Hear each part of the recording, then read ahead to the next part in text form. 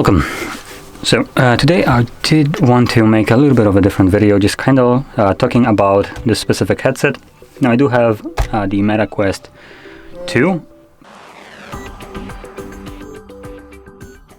and I do want to talk about this specifically, but I have the Quest Pro 2 just as a comparison, because it's kind of what some people might be replacing it with, meaning the Quest with this. And there's a couple things that Quest does undeniably significantly better. It's like just generations ahead compared to this one. So I'm gonna for now move this out of the way and focus on this one and just the design aesthetics. So just peel that off just so you can see. There we go. So you can see this nice white on black design, and this looks really clean. I do like this a lot, and it does remind me kind of Apple when it, well, at least still used to be good, which is a good thing. The design language here is, I would consider, really nice. As you probably might be also aware, there will be a Pro version of this, which will have, instead of a black plate, it will have a gold one. And I do, from pictures, also think that that one looks nice. It's a simple thing. It's not like it really matters in terms of performance and comfort, but it's still going to be laying on your desk, and I do think it looks quite nice. Now, second thing in terms of the design is the battery placement, which is at the back. Unlike the Quest, which has it at the front, everything, and you have this lousy trash strap, here you have it divided, so hardware and power, and it works really nicely. It does provide you with this balance, so if I hold it like here, you can see hopefully that it is basically being held in the middle. It doesn't like just sag towards downside at the front. Whoa. So there we go. You can see the balance here is really nice, and overall the headset is relatively light. It feels lighter than the Quest, though I don't have a weight here to actually check it out to be more precise about it, but in general it's a light. Now in terms of the design, faceplate and just the front, it's pretty nice because we have the pancake lenses. So you can see in terms of, if I take this off, there we go. So here's our little faceplate. It's a small design here, and you can see that the actual size of this is relatively small. If we compare that to Quest, if I take the little strap as well, there we go. You can see them side by side now, and obviously the difference here is quite substantial. So maybe like this. Not exactly sure how to place it one next to another, but you can see that the entire headset right here is relatively slim compared to this girth right here. And also at the front you don't have as much weight, so it doesn't really sag on your face. The front doesn't create like this annoying pressure, which is another bonus. Now, when this kind of falls off, in my opinion, in terms of the design and I guess comfort here, would be right here with the faceplate. So just move that out of the way. So right here I can see this kind of weirdness. This is nice in general if you wear glasses, because it provides space for the glasses. It doesn't just pinch them, kind of like this faceplate would. Glasses do kind of get stuck in here. Here you have enough space so they don't, which is really nice, like I said, if you're wearing glasses. But where it isn't nice is when you're wearing the headset. And what it does here is create light leakage. Now, from what I'm aware, I am not the only one with a face that basically isn't filling the entire size of this. And for me, even though I might be in a relatively dark environment, it creates enough light leakage to the point that I can see reflections off of the actual lens at the side right here of the environment, the actual world behind me. and it isn't the best thing. So nice for glasses, not so nice in general. It should be a little bit tighter packed, which would also fix another problem that at least I'm having, which is to the fact that when I have this on, most of the pressure that I have is basically right here on my forehead. So this is primarily the only place where I feel any kind of like rest from the device where it presses on. And considering this is an entire faceplate padded all around, I don't get to use this side at all and the bottom side at all. And it creates massive pressure just at this point right here, to the point that after like an hour it becomes really uncomfortable. And it's not because of the weight, it's just because of the fact that I need to clamp it so it doesn't like move around, and it's only gonna be clamping it right here. And this pad in general isn't necessarily super soft. It is quite hard compared to something like this. This feels a little bit softer, but also the design is much better. So Quest, damn, these hair everywhere. So the Quest has a much better fitted faceplate. It fits way better to the face, to the point that it covers most of your face with pressure, at least all around your eyes. So at the forehead, the sides as well, along with the bottom, like your cheekbones, which is a benefit when you have something that is clamping to your face with some like pressure. Which this, because of it, it's a little bit of a downgrade. And it's honestly the only problem that I would say I have with the headset itself as a design wise and comfort wise. Other than that, if I could find a replacement for instance from like a VR cover for this would have been freaking fantastic. But as of right now, this kind of design of the faceplate creates problems that aren't comfortable for me. And one more thing added for me, I don't know, maybe I have a huge nose or whatever, but the way I need to put on the headset creates massive pressure where my nose is resting right here, and not in a comfortable way like a glasses would. So the way, or the reason this happens is if I put this on, there we go, I'll just magnetically attached, I think, so not much force needed. So anyway, once the headset is on my face, I need to shift it a little bit to like the, what is it, to the downside. So for some reason I feel like when I'm looking somewhere around this area, it's not as clean, so I need to shift it about like right here. And because of this, my nose starts resting in this place right over here, and it isn't very comfortable. Additional problem is with the strap right here, where it moves up, right, but it won't move down. So I could possibly shift it, for instance, for the cheekbones to rest on my cheeks more. If I could, twist it a little bit further down, it could hopefully solve that problem.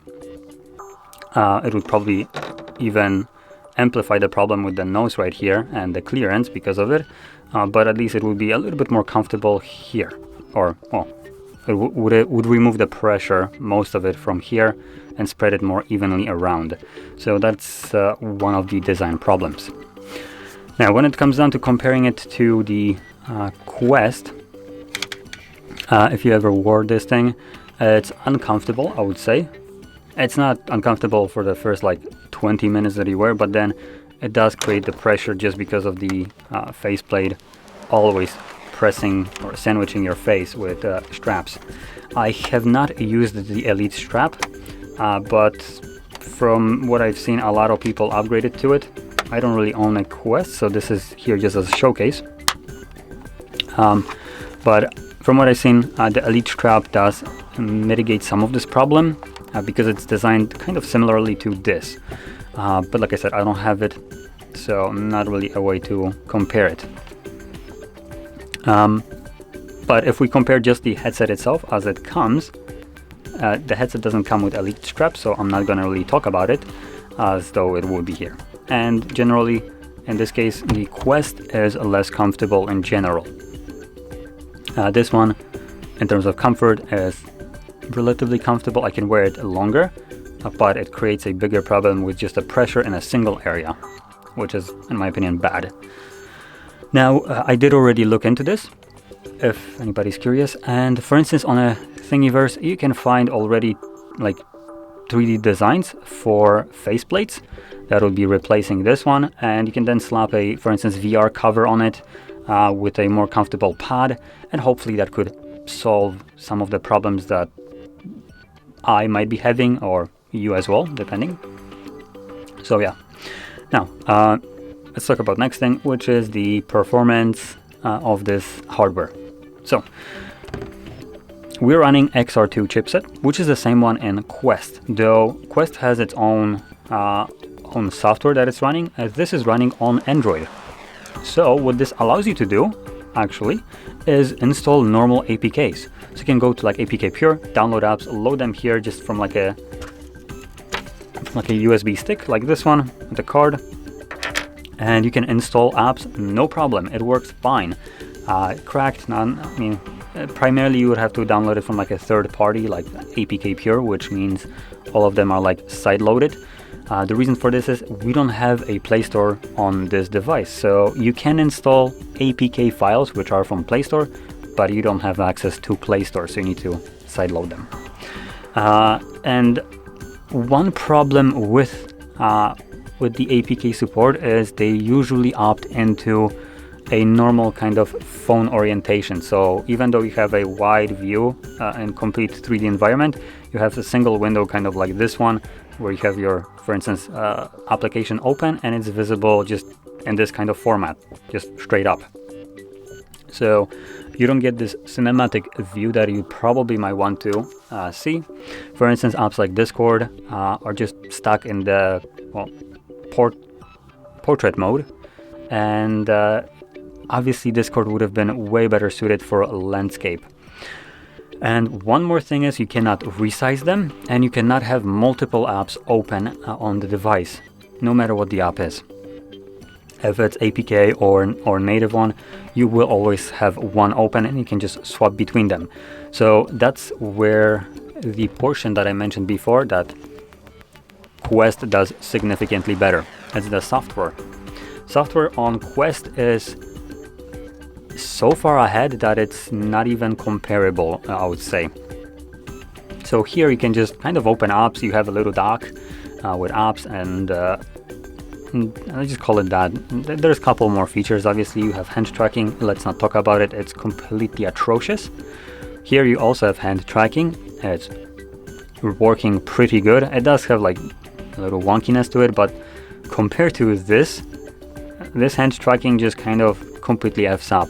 The most annoying part when you enable it, sometimes you'll grab a controller and it will detect your hand still, not switch to the controller, and because part of your hand is just hidden by the controller, the interface for the hand tracking just kind of goes wibbly wobbly everywhere and just completely freaks out what is happening, which is really just kind of off-putting.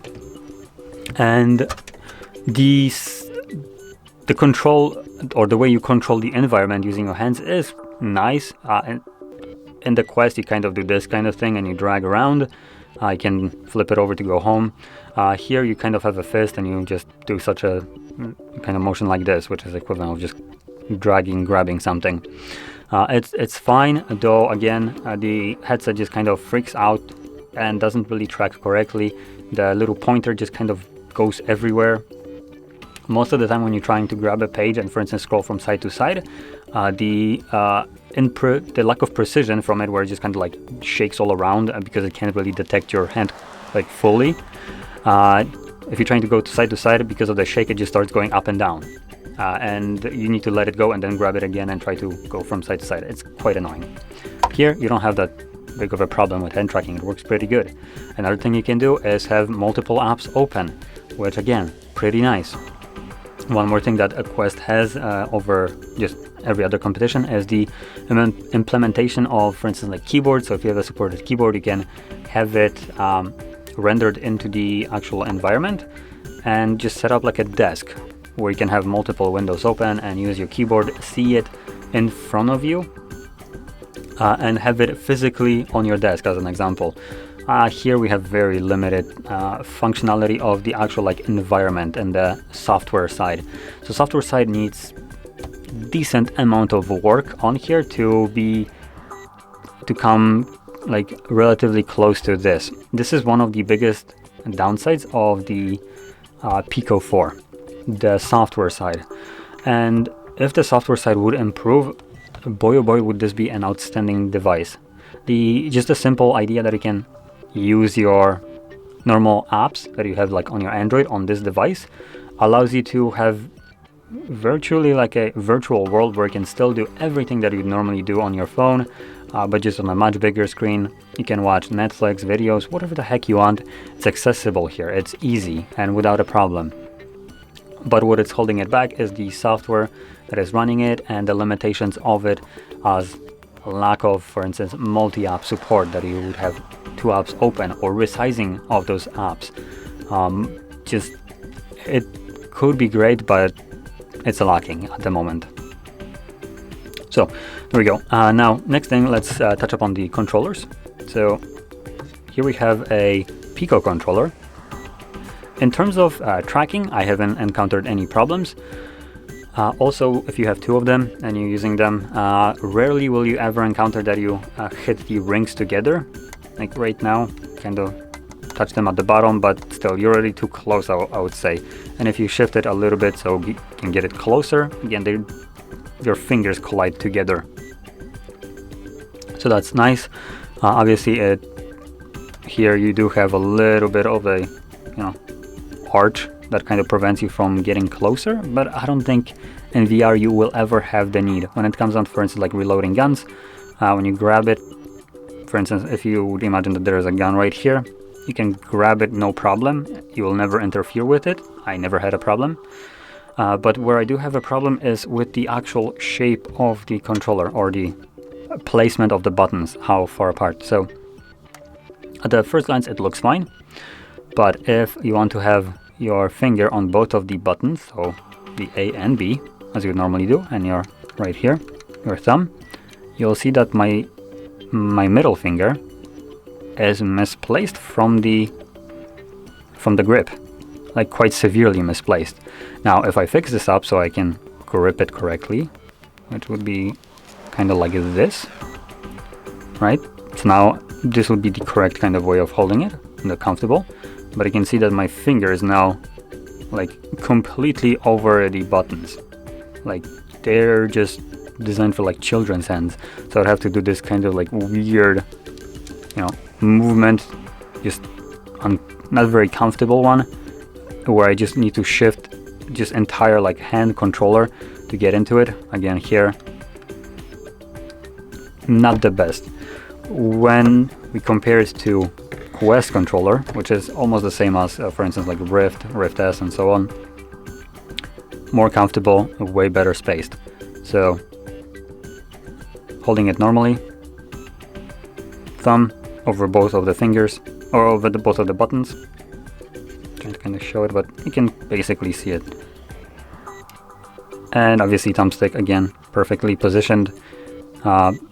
The Oculus button a little bit out of the way. You do need to shift it and shift your hand a little bit, but it's obviously the button that you're not going to be using in game for any actual like reason.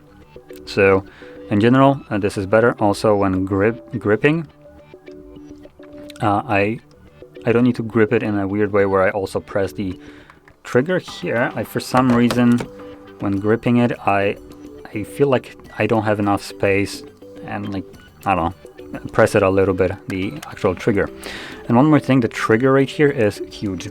So if you compare it to these side by side, they don't seem that much different, but I don't know, somehow holding it, I feel the edge of the trigger just kind of digging right here. I mean, digging not like an uncomfortable way, but I just feel it a little bit too early, I would say. On the Quest, it's shaped, you can see it like this, so it accommodates for your finger to the point that it doesn't feel like it's just misplaced or anything. So Quest, in terms of the comfort of the controller, the design of it, wins. I don't really like the little rings around it. They're not the best thing. These seem a little bit better, but the controller itself is not shaped correctly, I would say. So it needs a little bit more work. Now, one more thing, talking about the controller, is the battery. So unlike the Quest, which has only one battery, whip it out, there we go. These ones have two. Now, Quest did fix a problem where, for instance, if you were playing Beat Saber and you were doing some violent movements, it would shift the battery and disconnect the controller. They shifted with this little spring right here, or magnet, whatever this is. You can see it. So it pushes the battery in place and does it pretty firmly. There we go. So you don't have that problem anymore. Now on the Pico, they solved it. Just take this out by creating this entire drawer for battery. Again, the battery doesn't. I haven't played Beat Saber on here. I would have to do it through PC VR, but I haven't encountered any disconnections right now, and in general this works well. It has two batteries, so it has a little bit more weight to it, but the design of it is pretty good, I would say, in terms of the battery wise. And that's almost everything I have to say. One last thing, which is I'll be talking as a comparison between PC VR, I guess, and non-PC VR as a game. So I played on here the After the Fall, which if you order this headset, I believe it from if you activate it more precisely from 24th to the 30th, you get 4 free games: O Shapes, After the Fall, and some 2 other games which I don't remember the names, which isn't necessarily important. I played After the Fall because this is one of the games that I also played on PC and I own it there. So it gave me a good comparison from what I've already experienced.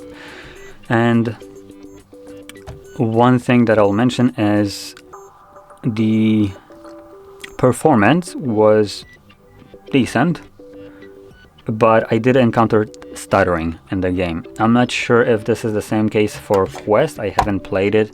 Like I said, I don't only use Quest. I don't own one. So I can't compare it, but obviously on the PC, I didn't have any kind of stuttering. Here, throughout the entire run, one of the runs, harvest runs, I encountered maybe 6 to 10 freezes, where just kind of just freezes up for a brief moment and then just resumes. When the game is running smoothly and then has occasional freezes in VR, it is really noticeable. So I'm not sure if this is some software or the hardware isn't keeping up. I can't imagine why the hardware wouldn't be keeping up, considering the game already looks atrocious. Look, I'm not gonna sugarcoat it. As a person that came from PC, the textures are basically non-existent there. And I might be a little bit spoiled. Obviously, I use PC for VR primarily. So this is a massive downgrade to me. If you are used to playing on this kind of hardware, more mobile one, where everything is integrated, where you don't need an expensive PC, which it's totally understandable, obviously that's fine. What isn't fine is that freezing up, I would say. That is a massive problem that might make people just nauseated.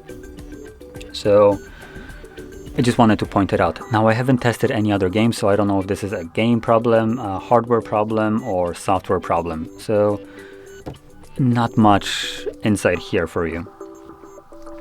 And I did want to touch upon one more thing, which was PC VR, or using this with PC VR. So my main headset, which I've been using for several years now, would be the Rift S. It's exclusively just PC VR wired one, so I'm looking constantly for something to replace it.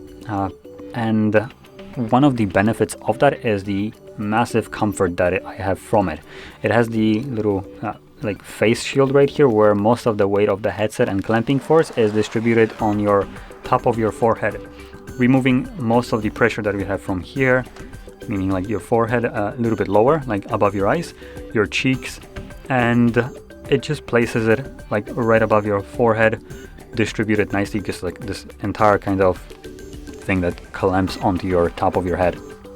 Pretty nice, kind of, I think it's called Halo or whatever they're naming it, but it's really nice. I do like it myself, and it's one of those things that I think Meta did bring back with the Quest Pro, but obviously that the device is just ludicrously expensive and not really designed for a typical user. So this one kind of loses in terms of comfort with what I've been using generally. But where it does surprise me is the streaming quality. Now I tested this one as well for PC VR. I tested it both wirelessly, and that's kind of the purpose of these. So if I'm buying a headset that can do wireless or wired, I would prefer to do wireless because it's supposed to be an upgrade to something that I already been always running on a wire. And from what I experienced, the Quest 2 wirelessly at like best scenario where a computer was plugged in with a cable, I was running a 5 gigahertz connection between them. The connection was stable and just looked decent, or well, didn't really look decent. Was stable and the resolution was okay, but the quality of the stream was lacking. It honestly didn't feel much of an upgrade from the Rift S that I typically use. So it kind of defeats the purpose to get this device for like PC VR exclusively, which is what I tend to do. Because it loses comfort, obviously. It has high resolution, but it doesn't utilize it correctly with the stream quality. On a cable-wise, it's better, but then I might as well just use my Rift S, which is more comfortable if I have to use a cable. And I don't have to worry about battery just, I believe, slowly draining. This one, on the other side, has a high resolution. This is a 2160 by 2160 per eye, so resolution here is significantly higher. But again, it does wireless streaming, and it also utilizes a link cable. Though wireless streaming here, I cannot say it's bad. Visually, it's significantly better than the Quest and significantly better than my Rift S would normally show me. So it is already an upgrade in terms of visuals. And the fact that you don't need a cable just adds to it. And I was running it at improved resolution. You can set it in SteamVR to render it, or not SteamVR, you can set it in their like Link Assistant application or whatever it's called to do a Ultra HD resolution. And it doesn't refer to Ultra HD as a resolution of this headset, it does upscaling. So it renders it, instead of at 2160, it renders it at 640 or something like that per eye, which is a higher resolution than this is. And this is significantly more straining on your hardware than the 2160 by 2160, which is already a high resolution. So it creates a stream that is over the quality of this hardware, to kind of remove some or improve the quality of it. And it still runs at 90 Hertz if your hardware obviously can support it. And latency was at like 30 milliseconds, I believe. So it was in slower games, you can play Half-Life Alyx without a problem wirelessly and like stupid resolution. Obviously, if you lower it down, you might have a better latency. And obviously it will be less straining on your device, and you can still run it at a full resolution of this, which would be, I believe they call it just like HD resolution, which I didn't check it, but I assume would be the resolution of the headset itself. And you also have the choice to switch between 72 Hz, which is the default state of this headset, to 90. Now, this is where Quest 2 also has a heads up. We do have a default of 72. We can do 90 or even 120 on here. We don't have 120 here. We just peak at 90, which is also what Quest Pro, which is the stupidly expensive one, peaks at. So there we go. Now, in terms of PC VR, it's, I would say, pretty good experience. I haven't had problems, but from what I've heard, people still prefer to use a virtual desktop. So if you want to do that, you wouldn't need to buy it separately. If you already own it on like Quest, again, you need to buy it here. I haven't tested virtual desktop here if it works better, but some people just stand by it that it's significantly better, so you could test it out. If you don't like it, I guess you could probably try to return it. I do think they have a return policy here, so check it out. You can, if they do have return policy, get it. If you don't like it, return it.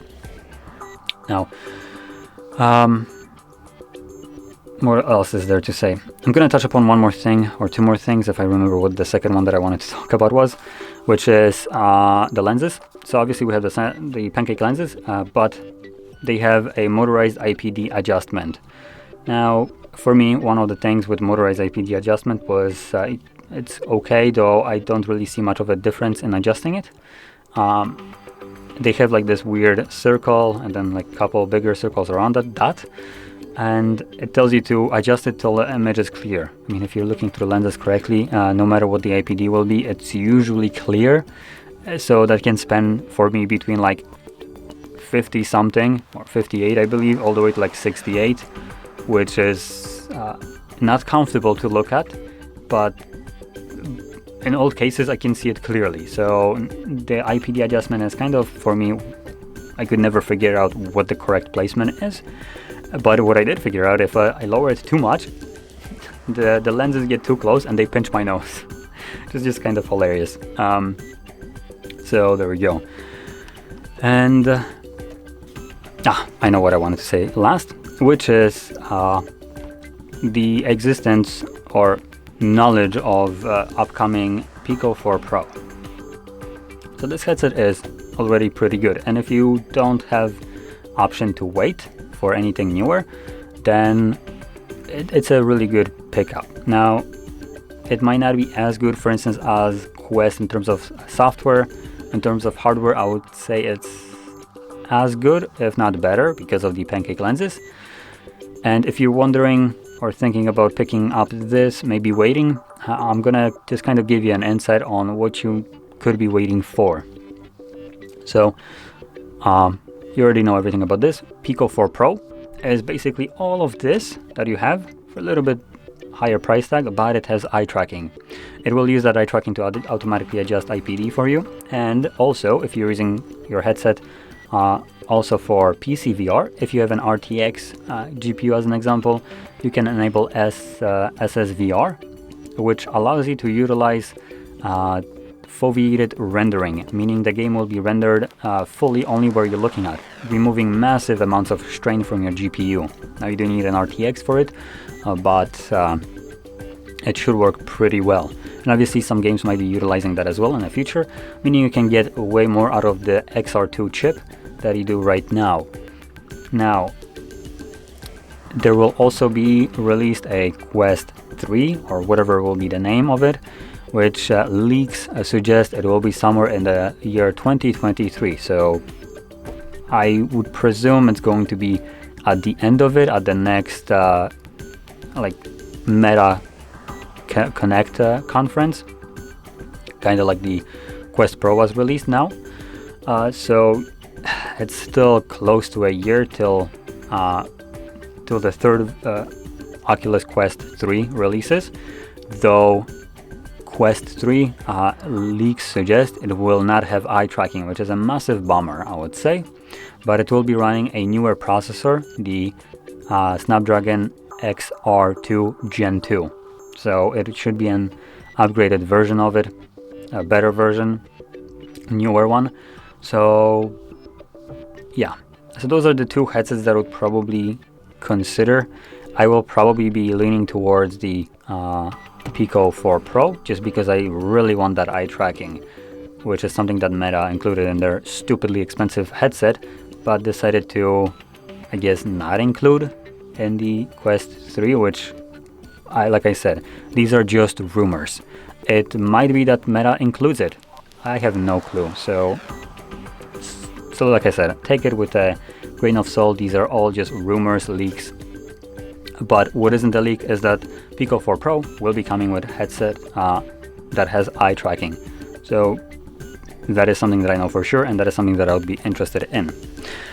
Now, with this being said, at the end of the day, it really depends on probably what you already had. If you have a massive library in your Quest, then you probably will be waiting for the new Quest, which is unfortunate, and the library here of games is smaller. If you're using PC VR, you obviously get the benefit of entire library of PC, but generally library is smaller on the headset itself. But to finish this off, the choice which headset you prefer is completely up to you. I just wanted to give my thoughts on these two devices because at the moment they're kind of competing against each other. Some people probably think that one is a Quest killer or that the other one is still the best headset. I would argue that both headsets cater to different markets or different people. They will both have some benefits and drawbacks each. So at the end of the day, it really depends on what you're looking for, and I just wanted to present the benefits and drawbacks so you can make a more educated decision right here. So if you found this video helpful, don't forget to hit like, subscribe, and thanks for watching.